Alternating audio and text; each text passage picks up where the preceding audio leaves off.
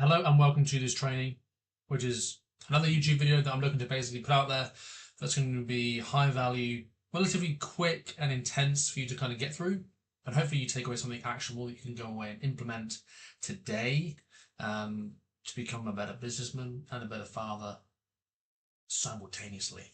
Okay, so today we're going to be talking about how to balance business success with fatherhood, because let's face it, it can be a really difficult thing to do. It can be really hard to grow a successful business and still maintain a degree of presence and emotional availability within your household, right? Now, the first thing I want to kind of touch on is exactly that, right? It's work-life balance myths, because everyone talks about it. You need work-life balance. It doesn't fucking exist, mate. There's no such thing as a perfectly balanced life. There will always be one area of your life, one domain that has got more of your eggs than the others. It's unavoidable. If you want to progress anywhere, at any real pace, with any speed, you have to dedicate a lot of time to it. For example, when I launched OmniSuite, my digital marketing agency, back in September 2023, I basically sat down and said to Sarah's my wife, by the way, look, I've been let go from these freelance roles. I'm going to go back into the entrepreneurial space and launch a business. It's going to be a marketing agency, ad agency. In order for me to grow it quick enough for us to actually get some money coming in, to get us away from having to go to food banks and things like that. Because we kind of gone backwards a little bit in my, I kind of lost everything. Moved back to the UK. I had freelance roles as marketing manager and I was let go of 2 out of 3 of those roles with no notice, because they wanted to hire, they were based in the US and they wanted to hire someone locally, so they let me go. They were paying me to the end of the month, but it wasn't going to be enough to cover bills, right? And after that I had nothing, just the one contract I was still in. So I basically said to Sarah, look, this is what's going to happen. I need to prioritize work. Training is going to go to minimum. Time with the family is going to go to minimum. But these are what the minimums are. So for me, training was 2 full body sessions a week in the gym and 1 run. That was it. That was the bare minimum. And if that meant if I had to do them Saturday, Sunday, Monday, then so be it. Yeah, that was the minimum. When it came to family, it was at least 1 full day off at the weekend, and it was bathing and putting the kids to bed every night. Yeah, that was the minimum. Yeah, and then me and Sarah just had to, we'd figure out what we'd do together as a partner, as partners, in a marriage. Yeah, she was like, do what you got to do. Yeah, so communication was the biggest thing here, was the key. Yeah, and we'll talk about that in a second, but there's no such thing as work-life balance. Yeah, no such thing. There's always going to be one area that's more focused than the other. There was a period of time where I was training for an ultra marathon and my running was priority. Yeah, I was in freelance roles that I didn't really enjoy, but they paid the bills. Because I was focusing on this ultra marathon, and I was doing a lot of running, doing a lot of training, doing a lot of sleep and recovery. It wasn't the right time for me to then shift into business space again and launch my own thing. Yeah. Likewise, when you have kids and they're newborn, you get paternity, you take time away from work, family, fatherhood takes priority. Yeah, but you still have minimums in the other areas. So for you, you've got to get clear on what your minimum weekly and daily non-negotiables are in the 3 areas of your life: health, relationships, business, all those sorts of things, of what you're actually willing to accept and not go below, to keep them kind of in maintenance mode so that they don't go into regression. Okay. So that's my first tip, right? For strategies for setting priorities is set minimums. Yeah, set minimum non-negotiable tasks for each area of your life while you focus on growing the other areas. Okay. Some other tips for setting priorities, there's another one that I've already covered, is communication. Yeah. Biggest thing, making sure that your partner and your family are aware of what you're doing and why you're doing it, so that they aren't like, why is he working so much? Why is he neglecting us? Like, he doesn't love us. The marriage is a joke. Yeah. If you've told them what the crack is and what's happening, they know why you're working so much. They know why you're working so hard. Or they know why you're training so hard. But they don't feel completely neglected because, like to my previous point, you've set minimums and you've told them what the crack is. Yeah, this is what's going to be happening. This is what I'm going to be doing with you each week and each day. This is what to expect. Nothing less. Yeah, ideally more, but nothing less. Right. And then for me, when it comes to strategies for setting priorities, let's just quickly talk about planning briefly. I'm going to probably do a separate video on time management and planning and stuff. And there's a big chunk of that within the Legacy Project program that focuses on that. But for me, it's having clear days that are set for certain things. Right now, obviously, I don't know what business you run, but for me, let's look at the Legacy Project where there's a coaching aspect, there's program design, and there's business consulting. Yeah, and there's also we've got OmniSuite, which is a degree of done for you that happens. Yeah, that comes into play. So the Legacy Project, right? I have clear days for certain things. So Monday is a no-call day. It's admin. It's recording stuff like this. It's recording content. It's reviewing my own business numbers. It's checking in with clients. It's getting all client work done that's on my to-do list. That's top priority. That's what Monday is. Big day. Happy days.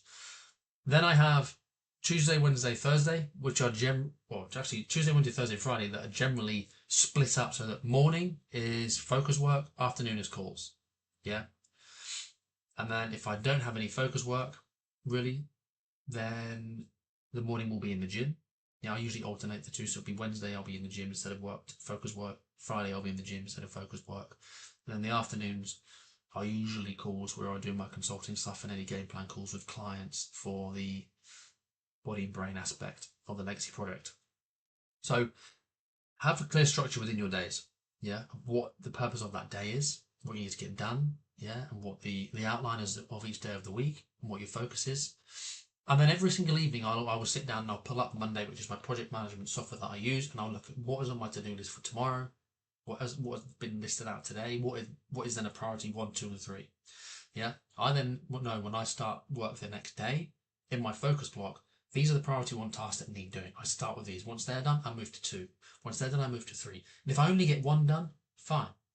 Yeah, because they're priority 1 for a reason, and the priority 2s are priority 2 for a reason. They don't need to be done today unless I have the time to. Yeah. So that's kind of getting clear on what the crack is with your planning and prioritizing workload every single day. Yeah, and then I'll factor in my training and stuff around that. So Monday and Tuesday evenings are usually jiu-jitsu or Muay Thai.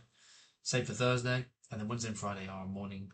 During the day, I'll go back to the gym, smash some weights around, and then the weekend I'll fit in a 30 to 60-minute run at some point over the weekend, usually first thing on a Sunday. I try and get out the door before the family wakes up so that it doesn't inconvenience them too much, and it's job done. It's ticked off. Yeah. Now, the next thing I want to talk about is presence versus time, right? Now, this is going to be a big game changer when it comes to how much you get done in work, right? Presence in work. We're also going to talk about presence in parenting and fatherhood, right? If you're on your phone, procrastinating, fucking about, when you're supposed to be doing your focus work, because you haven't planned, you haven't prepared, you're a little bit stressed, whatever, you're not going to get much done. Yeah. However, if you can shift focus, right? Because I finished this video, I've got 10 minutes to finish this training. I'm going to go straight in 11:30 till 2 client work. And I've got a list here on my iPad. I'll try to show you. To-do list there on my iPad. Order of priorities. Yeah, that I'll be cracking through. So I will be literally sticking my headphones on and working through them one by one. Yeah, bang, bang, bang, bang, bang, bang, bang. Okay, so because I'm present, focusing on work, I get a lot more done in a lot less time. Yeah, I can get pretty much that entire list smashed out before the end of the focus work. And then it means that later on, when I'm doing training calls with clients, when I'm at jiu-jitsu, when I'm putting my kids to bed, when I'm watching TV with Sarah, work isn't in the back of my mind because I've cleared it all off and I've been present and I've been efficient and I've been productive. Yeah. And I can actually spend less time working and get the same result. Yeah. If I wasn't focusing and I was trying to bit and bat between stuff, I'd probably get half the work done in twice as much time. Yeah. And it's the same with your parenting, right? I made a mistake of this on Saturday off, going on my phone. Once we know what it's like. Once you're on your phone, you're stuck there until you get out of your head and you're like, fucking hell, phone away. On Saturday I had Isla all day. Evelyn was at dance classes and stuff in her mate's house. And I spent a lot of time just sat scrolling until I realised and was kind of checked myself. I was like, hang on, I'm with Isla, but I'm not actually with Isla. I just sat here. She's watching telly or whatever, and I'm playing by myself, and I'm just on my phone. Why? Why don't I actually put my phone down and be present with her?